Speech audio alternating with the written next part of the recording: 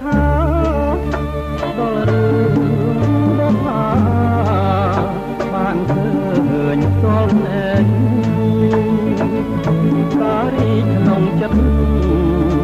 កើតមានណែមានក្លិនចំឡាយតើថាណែដើមដងណែណាតាមពិតបផាជាឈ្មោះស្រស់ស្រីធ្វើឲ្យទៅໄວញាប់ញ័រចិនដាទៅໄວអាភ័ព្វជាប់ចិត្តប្រាថ្នាមានយក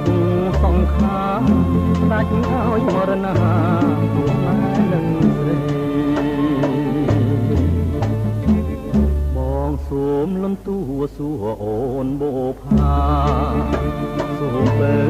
មេត្តាសំដងប្រណីសូមអូនអានដល់ចិត្តកវៃរូបបងខ្សែអូននៅតែស្មើក្នុងនាមចិនប្រងដែលស្មោះដូចបងអបថាទាំងចងលើទ្រូងមរណៈ